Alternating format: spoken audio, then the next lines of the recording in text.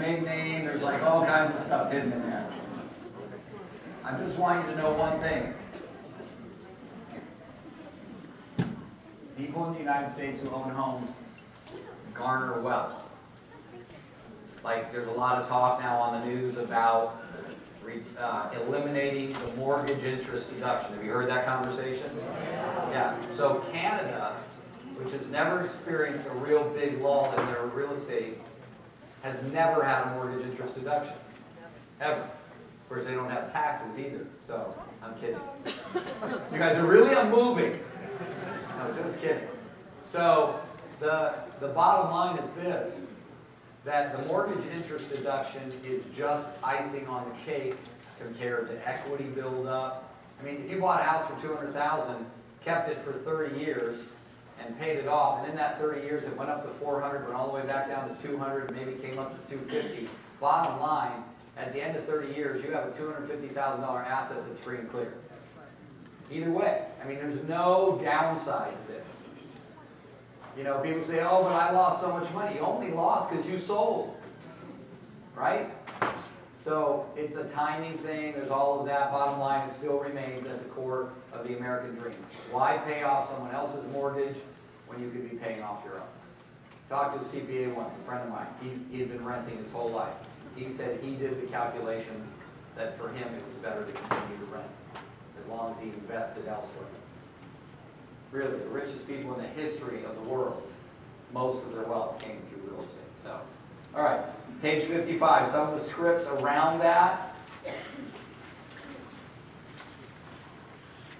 You know people whose wealth is in the home they live in. What would their lives look like today if they had rented all those years?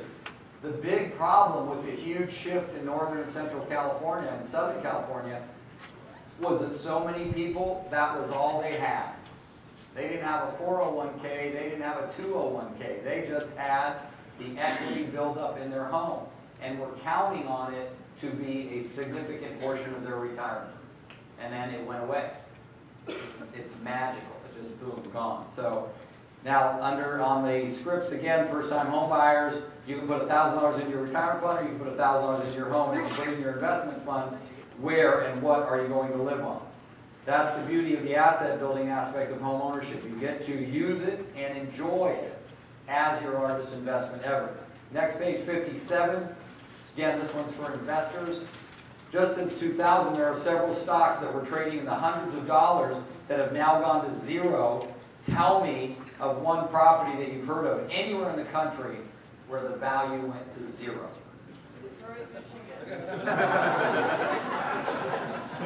Funny. You hear her? She said Detroit. All right. That was still $400. It wasn't free. Yeah. Right.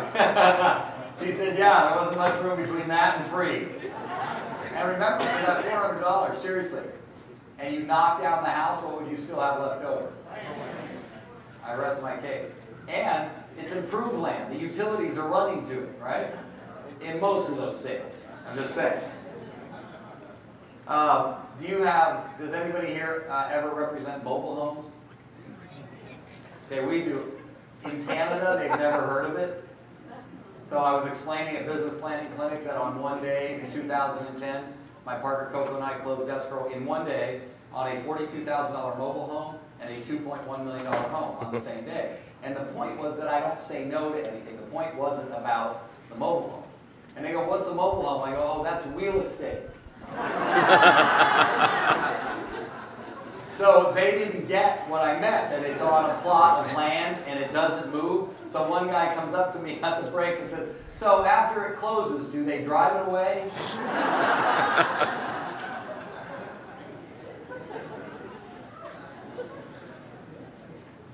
It's so much fun to do what I do.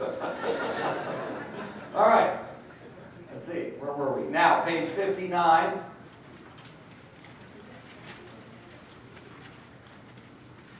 Does anybody know what the word real play means? Who knows? All right. So I want you guys to keep it to yourself for a minute, because the rest of the people, their knees will be shaking when they realize what real play is. What I want you to do, and I'm going to time you for 4 minutes, I want you to turn to the person next to you. If you don't have a person next to you, turn to the person either behind you or in front of you. And I want you to do this. I want you to look over some of the scripts and dialogues, including those that are right there on page 59. There's been a bunch that we've gone through. Why do I want you to do this? For 4 minutes, I just want you to pick one that you like. 2 minutes, you practice with them, and 2 minutes, they practice with you. Are you with me? Yeah, this isn't difficult. And by the way, if you are worried what someone in the room thinks of you while you're role-playing, stop that too. All right? If anybody in here is going to judge you on your character or your looks because of the way you're role-playing, you don't want to know them anyway. So, we want to do that for 4 minutes when I say go. When we're done, here's what we're going to do. And you just came back from lunch. Ladies and gentlemen, this is not an invitation to take a 20-minute break. After you've done the practicing and I say stop, I'm going to send you out or you stay in and you're going to make phone calls for 20 minutes. Real phone calls where you're either going to use the scripts or you're just going to use however you talk to get appointments. Listen carefully. Shh. This is a competition. Meaning every instructor has to report their statistics from their real play exercise to international to be posted. I do not want it said that Westford sucked. All right? So here's what we're going to do. Oh, that's on tape. Hi, Mom! So, yeah. So here's what I want you to consider. There's going to be, write this down, there's going to be 4 numbers. You can write it at the bottom of the graph on page 58. To the right of the little carpe diem thing, write these numbers. Number of dials. On page 58, on the bottom, there's an open area there. Write number of dials is line 1. Number of answers is line 2. Number of appointments is line 3.